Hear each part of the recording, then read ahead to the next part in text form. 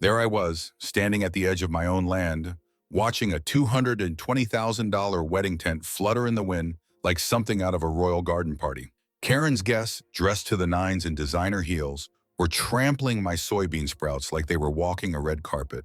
And then, as if that wasn't enough, one of her caterers had the nerve to ask if I could move my tractor because it was messing with the vibe. That's when I quietly reached for the switch. Moments later, the manure spreaders thundered to life. Smash cut to the intro. How did it come to this? Let's rewind a bit. I'm the sheriff of a quiet Appalachian county, dense forests, curving back roads, and the kind of place where folks wave at you whether they like you or not. After serving 20 years in the military, I came back home to take care of my father after his stroke. He passed away last spring, leaving me the land and the hunting lodge he spent over 3 decades building by hand. He always called it his cathedral. It wasn't until I stood there alone among the whispering pines that I truly understood what he meant. That lodge isn't just timber and nails, it's a legacy, a monument to grit, resilience, and everything my father believed in, especially the importance of keeping your boots clean, no matter how messy the world gets. Then came Deborah Witherspoon, president of the HOA, fresh off a spiteful divorce and dressed like she stepped out of a 2003 department store catalog. She drove a Lexus that probably thought gravel was a myth, the type of person who thinks any issue can be solved with a form, a fine, or a fake smile. I'd seen her around back when she still pretended to be a friendly housewife, living just beyond the cul-de-sac that borders my property. I never gave her much thought until she decided my dad's old lodge was somehow a threat to neighborhood harmony. Here's the thing.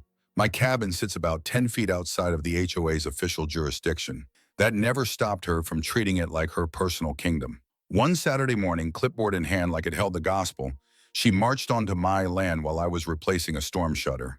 I knew she was coming the moment I heard heels crunching on gravel, and there she stood, smiling like a smug buzzard. "Hi there," she chirped, as if she hadn't just trespassed. "I'm Deborah, president of the Sycamore Bluff HOA. We've had some complaints about your structure." She said structure like she was talking about a crime scene. I wiped my hands, looked her in the eye, and said, "You mean the family lodge?" She gave me a tight, forced smile. "Yes, well, the logs are untreated, your woodpile is visible from the road. It doesn't align with our community's aesthetic." I glanced over her shoulder at the empty forest, stretching out for miles. "You mean the raccoons?" That didn't sit well. She sighed, handed me a packet of papers from her clipboard, and said, "These are the HOA guidelines. Section 8 covers landscaping, structure visibility, and color coordination." I didn't bother taking it. "I'm not in your HOA," I said. Her smile twitched. "You're adjacent to it, and your property affects visual consistency. We're trying to preserve property value." Here's what she didn't understand. I don't go looking for trouble, but I don't shy away from it either. I told her straight, my family's owned this land since 1952. That lodge was here long before your cookie-cutter neighborhood even existed. Unless your rules were carved into stone by the Almighty himself, they don't apply to me. I thought that would be the end of it. I was wrong. The next week, shiny new signs appeared along the gravel road to my house. Private HOA access only. Laminated, nailed to wooden stakes. One even blocked the trailhead where I hike. Another partially covered my dad's old wooden sign that read, "Welcome to Fox Hollow." I pulled them all down that night and burned them in my fire pit. By morning, they were back. Then came the violation notices. Cream-colored envelopes with official-looking letterheads. Unauthorized structure, unapproved fire pit. Wildlife attractant, apparently feeding deer with corn, now made me a criminal in her eyes. I sent a formal cease and desist, cited local zoning law, outlined exactly where the HOA's borders ended. She responded by filing complaints with the utility company. I came home one evening and found the power out. No storms, no fallen lines, just gone. I checked the meter, disconnected, manually. I called the utility company, confused and frustrated. The woman on the other end of the line sounded apologetic, but firm.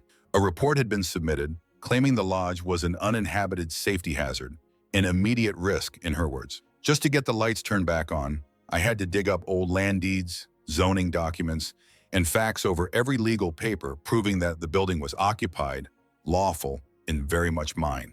That was the moment I realized this wasn't just a nosy neighbor pushing boundaries. This was calculated. This was a siege. She didn't just want to annoy me. She wanted that lodge gone, no matter what it took. What Deborah didn't realize, though, was that I've got the patience of a preacher's bench on Easter Sunday, and I never move until I know I'm going to win. So I started watching, recording, documenting every letter she mailed, every fabricated fine, every photo I could take of her fake signs and property tampering. I even collected statements from neighbors who had their own horror stories. I wasn't planning to act on any of it yet. I hoped foolishly that she'd get bored and move on to someone else's flower pots. But instead, she doubled down. One Saturday, I spotted fresh tire tracks cutting through the trail behind my shed. I followed them, and sure enough, found a heap of discarded contractor debris dumped right by the creek. Cracked drywall, half-used paint cans, rusted nails. Someone was trying to turn my woods into their personal landfill. I filed a report, cleaned it all up myself, then decided enough was enough. I hammered a large wooden sign into the earth right at the property line. Private land. Trespassers will be prosecuted. It was firm, clear, non-negotiable. By morning, it was gone. Not just removed, replaced. In its place stood a plastic sign, bright and absurd. Future site of Sycamore Bluffs Nature Park, sponsored by your HOA. That's when it hit me. This wasn't about rules or aesthetics. It wasn't even about control anymore. It was a land grab. She wanted my father's property, his lodge, his fields, everything, turned into a weekend retreat for yoga classes and overpriced picnics. She wanted to erase what he built with his hands and replace it with something curated and sterile. And then came the wedding tent. She didn't ask, didn't warn, just rolled in with a fleet of trucks, florists, and caterers, declaring that the field behind my barn was perfect for her niece's rustic-themed ceremony. She claimed the county had given her verbal permission. I stood there in disbelief, watching them drive stakes into my soil, laying carpet over rows of soybeans, setting up white chairs like it was a magazine shoot. Then one of the caterers approached me, completely unfazed. He looked me straight in the eye and said, "Could you move the tractor? It's kind of ruining the shot." That's when I calmly walked over and flipped the switch on the manure spreaders. What happened next made it online in record time, but before the videos went viral, while guests were still scraping wedding cake off their suits and high heels, I got a call from the fire department. There was a blaze in the woods, near the lodge. I didn't need sirens to tell me it was bad. I didn't need to see the smoke twisting into the sky to know it was real. The moment the dispatcher said fire, something in my gut told me exactly what had happened and exactly who had done it. By the time I reached the ridge, smoke was curling above the tree line like a black ribbon.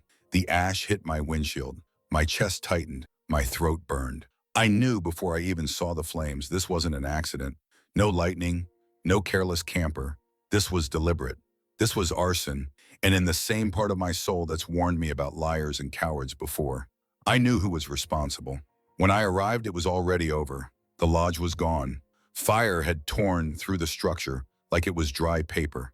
The porch had collapsed into the ashes. The chimney stood alone, tall and useless, like a monument to what used to be. 30 years of my father's work, gone. The elk head he'd mounted above the fireplace, the one we hunted together when I was 12, nothing left but soot. Firefighters were still spraying down the perimeter, trying to stop it from spreading into the brush. I stood there, jaw locked, soaked in sweat and smoke, heart pounding. Charlie, one of the fire chiefs, walked over slowly, helmet under his arm. "We found a gas can," he said quietly, tucked just off the foundation, hidden under some brush. My jaw twitched. "Might have been someone dumping trash," I said. Charlie hesitated. "There's more," he said. "The ignition points. They're not natural. Accelerants, multiple trails, and, well, you need to see this." He led me around the side, what used to be the tool shed. In the mud were footprints, not hiking boots, not firefighter gear, tactical boots. Lightweight tread, size 8, maybe 9. Too small for any of my guys. Too unfamiliar to be mine. But there was one person in town who I knew had just picked up a pair of shiny military-style boots. Deborah Witherspoon. Just 2 days before, I'd seen her in the local Army surplus store, arguing with the clerk over the price of a camouflage jacket. She called it couture combat wear. And now here were fresh boot prints, just behind the ruins of my father's lodge. When Deborah plays outdoors, it's like a bad episode of Suburban Survivor. Just 2 days before the fire, I'd seen her strutting through the local Army surplus store, arguing with the clerk over a camouflage jacket. I remember it clearly because she called it couture combat wear with a straight face, like she was off to invade a fashion runway in the woods. And now those same boots she was parading around in were leaving tracks in the mud, right behind what used to be my father's lodge. But that wasn't even the moment that sealed it. You see, I'm not stupid. After the fake power outage, I started quietly setting up backup cameras across the property. Not the obvious kind. I used motion-triggered wildlife cams, hidden up in tree branches, tucked under rafters, the kind you forget are even there. They all sync to the cloud, and fire doesn't touch the cloud. So I sat down at the station, opened up my laptop, and started scrubbing through hours of footage, deer, squirrels, the occasional gust of wind, until I saw her. There she was, Deborah Witherspoon, HOA queen in full camouflage cosplay, moving like an amateur extra from a bargain bin war movie. In her hand, a red plastic gas can. She crept up the side of the lodge just before sundown, glancing over her shoulder like a kid sneaking a cookie. Then she started pouring the liquid in a slow circle along the perimeter of the building. She paused, lit something, maybe a rag, and dropped it with a dramatic flick of the wrist, like she was igniting the Olympic torch. The flames sparked instantly. She stared at them for just a second, just long enough to admire her work, then turned and ran. No mask, no scarf, not even sunglasses. Just her ironed wilderness costume and that self-satisfied smirk as she walked away from the only thing left of my father's legacy. She burned it down like it was performance art. I didn't move for a full minute. I just stared at the frame, her face glowing in the firelight, eyes lit up like she'd won something. I could have marched over to her pristine little McMansion right then, could have clapped a pair of handcuffs on her in front of the HOA board, the dog groomer, and anyone else sipping wine in her faux parlor. But I didn't, not yet, because this wasn't just about arson anymore. This wasn't just revenge. It was everything else she'd done, all the petty fines, the fake signs, the harassment, the power grabs, the manipulation. She'd turned my life, and plenty of others, into her personal game board. So I started building my case, carefully, quietly. I pulled phone records, traced receipts, got surveillance footage from the pay station where she'd filled that red can. I talked to neighbors she'd threatened, people she tried to intimidate over things like hanging wind chimes or painting their mailbox the wrong shade of blue. I dug into public filings and hit pay dirt. Those HOA bylaws she loved to wave around like sacred law, they'd never even been properly filed with the county. Legally, they didn't exist. It got worse. With a little more digging, I found that she'd bullied every other board member into stepping down, or rather, forged letters of resignation and submitted them herself. Fake names, fake signatures, no votes, no meetings. She declared herself president for life, and no one stopped her, because no one had the energy to challenge someone that petty, that relentless, that exhausting. But now I had the smoking gun, literally. Still, one question lingered. Why torch the lodge? The answer came from the most unexpected place, her niece. She showed up at the station the next morning. Early 20s, polite, a little shaky but determined. Said she wanted to apologize for the wedding fiasco and that she might have information I'd want. Turns out Karen, Deborah, had been pitching a massive wellness retreat expansion to the HOA. She planned to turn that entire patch of forest into a commercial spa zone, hiking trails, a gazebo, probably organic smoothies and overpriced incense. The lodge was in the way. I was in the way. She figured if the lodge just happened to go up in flames and I got tired of fighting, I'd pack it in and sell the land. Problem solved. One less rural nuisance with stubborn values and property rights. I thanked the girl for her honesty and made sure she got home safe. Then I opened a new folder: arson, fraud, forgery, criminal impersonation, harassment, abuse of power. And that was just the beginning. I wasn't ready to kick down her door, not yet, because now I wanted her to feel it coming. I wanted her to keep going, keep digging that hole deeper with every smug newsletter, every imaginary fine, every self-invented regulation she pulled from thin air. Because the deeper she went, the harder she'd fall. But the final piece, the one that sealed everything, came out of nowhere just 3 days before I planned to issue the arrest warrant. One of my deputies called and I said I might want to head down to the county clerk's office. There, buried deep in a fresh permit application, was her signature, Deborah Witherspoon, on an official document claiming my land as conditionally annexed community property under the HOA's expansion initiative. Let me repeat that. She filed paperwork, real government documents, declaring legal ownership of my burned-down land. That was her final, glorious mistake. She didn't just hand me a smoking gun. She handed me a nuclear warhead. The question was no longer if she was going down. It was how loud I could make the impact when she hit bottom. I had everything: the video footage, the boot prints, the gas can, the receipts, the motive, and now a signed document where she literally claimed dominion over land she torched to the ground. I could have arrested her that afternoon, walked up to her front door, and slapped cuffs on her right in front of her HOA disciples and decorative lawn gnomes. But I didn't, because I didn't want an arrest. I wanted a spectacle. I wanted every patronizing letter she ever mailed to come echoing back at her in court. I wanted the empire she built on fake rules and empty threats to crumble publicly, loud and humiliating. So I got to work, not just on the arson, on everything. I pulled her HOA records, reviewed her tax filings, traced her shady cash-only construction deals, and flagged every zoning violation she ever issued. And a pattern emerged: every property she fined or threatened, owned by the vulnerable. Elderly folks, single moms, families juggling 2 jobs, people who didn't have the time, energy, or legal knowledge to fight back. People she assumed wouldn't resist, and most of them didn't, until now.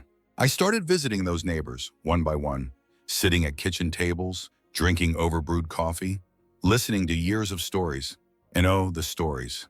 Miss Lorna, who'd been forced to remove her bird bath because it was deemed an unauthorized water feature. Bill fined for using non-regulation holiday lights, only it was a menorah. She even sent legal threats from law firms that didn't exist. Every fine came with a warning: pay or we place a lien. Fear wrapped in fake bureaucracy. She wasn't running an HOA, she was running a one-woman dictatorship.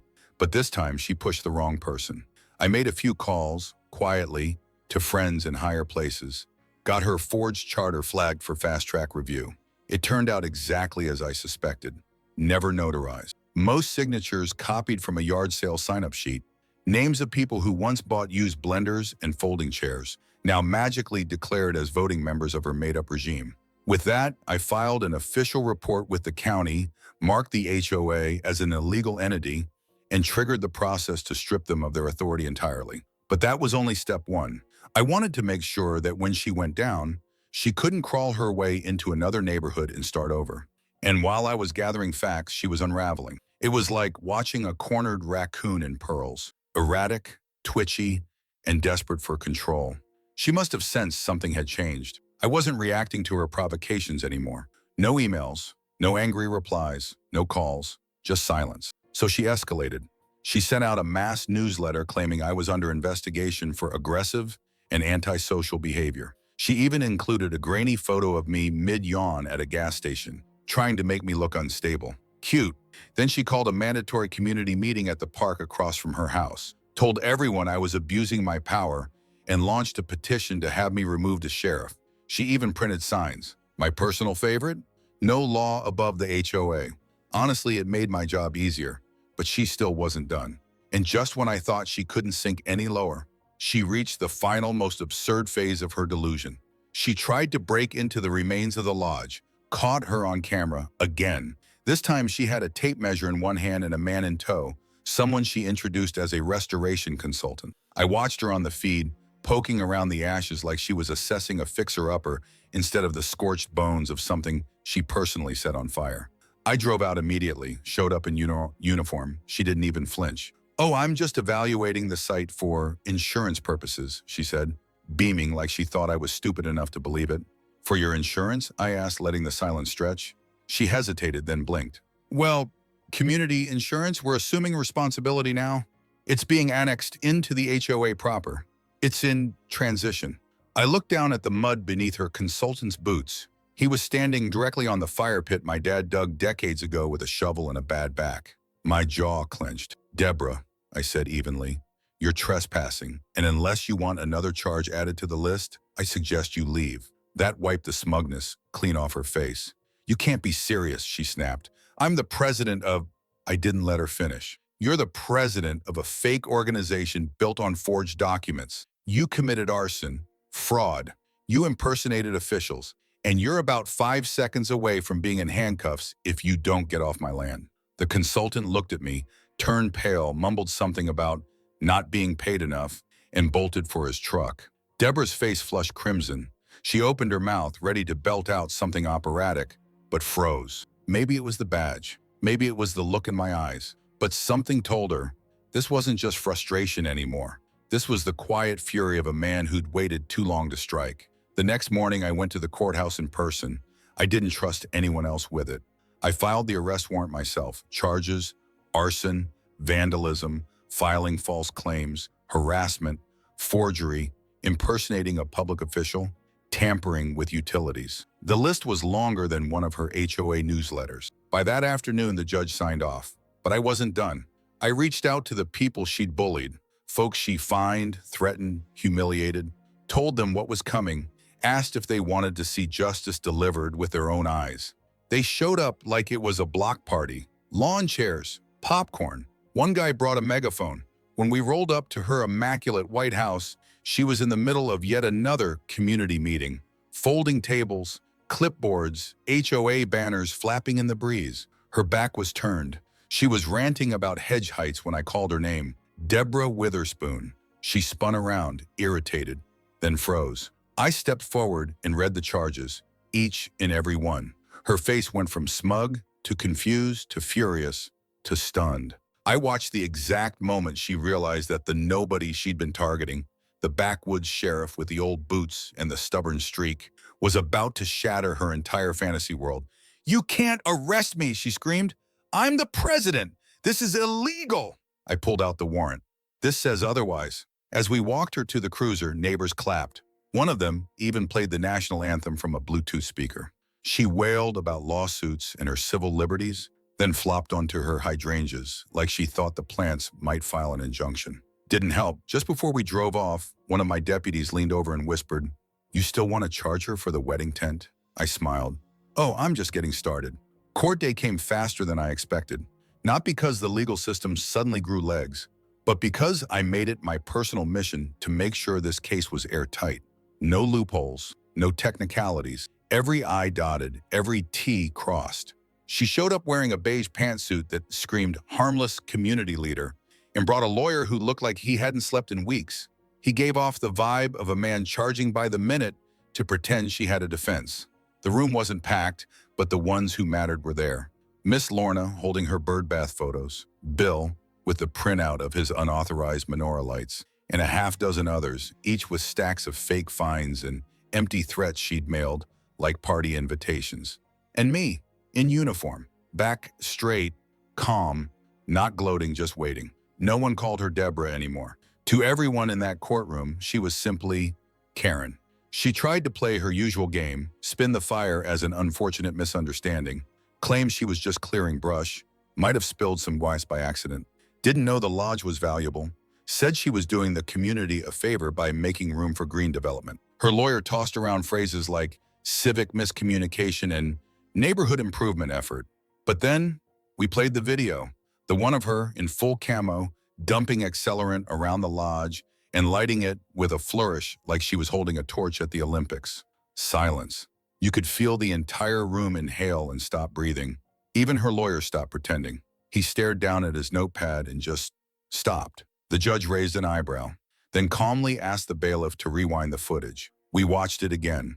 After that, the only question was, how guilty was she? Her lawyer tried to pull the usual strings, threw out words like miscommunication, civic responsibility, and administrative error. But the moment that footage rolled, it was over. Crystal clear video, Deborah Witherspoon, camouflaged head to toe, pouring accelerant around the base of my father's lodge with something close to joy in her eyes. You could practically hear her whistling as she lit the match. You could feel the oxygen leave the courtroom. Her lawyer stopped talking, just looked down at his notes like they might save him. The judge paused, raised a brow, then quietly asked the bailiff to rewind the footage. We all watched it again, this time in complete silence. At that point, it wasn't about if she was guilty, it was about how guilty she was. And the judge didn't pull any punches. 5 years of probation, Mandatory community service, full restitution for damages, and not the symbolic kind. Court-approved estimates for the loss of the lodge, the damage to my land, and emotional distress. Over $800,000. Her insurance wouldn't touch it.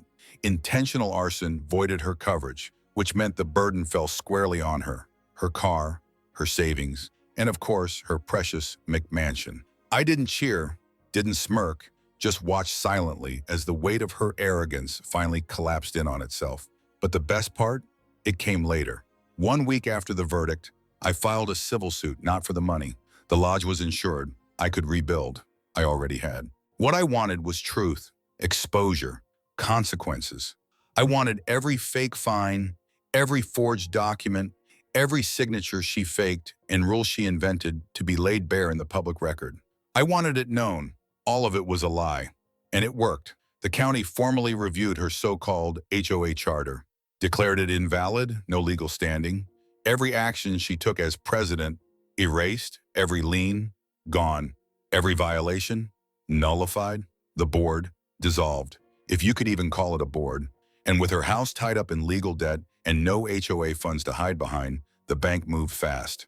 She had to put her castle up for sale. Last I heard, it's still sitting, quiet, lonely, price tag slashed and wilting in the front yard. Nobody wants to live in the home of the HOA tyrant. In the community she once tormented, they threw a barbecue, a real one, ribs, cornbread, cold beer, kids running barefoot through sprinklers, no clipboards, no dress codes, no HOA logos on the plastic cutlery. People laughed again. Miss Lorna brought me a plate and said, "It feels like spring after a 10-year winter." I knew exactly what she meant. As for the lodge, I rebuilt it. Not the same, of course. Some things can't be replaced, but I used fireproof materials this time, reinforced the frame, added solar panels, built a stone fire pit out front, and I carved a new sign, just like my dad used to do, same wood, same style. But this one had a new line burned in beneath the name, Fox Hollow Lodge, Karen Proof, since 2024. I laughed when I finished it. I think Dad would have too. And the cherry on top, her court-mandated community service, assigned to the county's maintenance program, cleaning graffiti, repainting benches, scrubbing public restrooms, at the very same park he once tried to claim as his private HOA land. I drove by once, saw her in a neon vest, hose in hand, power washing a sidewalk while a group of teens recorded her on their phones. She turned to avoid the camera, but someone shouted, "Hey, aren't you the lady who burned down a forest?" And the look on her face almost made me feel sorry for her, almost. She still tries now and then, sends appeals, writes letters, claims she was framed, misunderstood, politically targeted. Doesn't matter. Every agency she contacts already has the evidence. Every judge she whines to has already seen the footage. Her name? Mud. Even the HOA newsletter, now long gone, couldn't polish what was left of her reputation. But me, I don't think about her much anymore. These days, I spend more time at the new lodge, fixing things, hunting in the fall, drinking black coffee on the deck as the morning fog drifts through the trees. Not fire this time, just mist, gentle, quiet. I planted wildflowers where the old foundation stood, let the forest reclaim what she tried to steal. Rebuilt my dad's memorial bench too, stained it darker, sealed it twice, bolted it to the ground like it belonged. And sometimes, people still ask, do you regret not arresting her sooner? Would you do it differently if you could? And maybe, in some other world, I would have. But in this one, I'm glad I waited. Because this wasn't just about revenge. It was about sending a message. You don't get to bully your way into power and expect to walk away clean. You don't get to rewrite the rules to suit your ego. Because sometimes the guy you think you're harassing, the guy in the flannel shirt and with muddy boots, he's the one writing the arrest warrant. All she had to do was leave me alone, respect a line that wasn't hers to cross. But Karen never met a boundary she didn't want to claim, never heard a no she didn't think she could spin into a yes, so she lost everything. Me, I gained peace, and maybe, just maybe, a damn good story to tell every time a new neighbor moves in and asks, "So, what happened to the HOA around here?" I just smile, point toward the hills and say, let's just say they picked the wrong property to mess with. Then I offer them a cup of coffee. No rules, no forms, no fines, just neighbors. The way it ought to be. If you enjoyed this story of justice served and standing up to power. Make sure to hit the like button and subscribe for more real and fictional tales of resilience, revenge, and redemption. Got thoughts on how you would have handled Karen?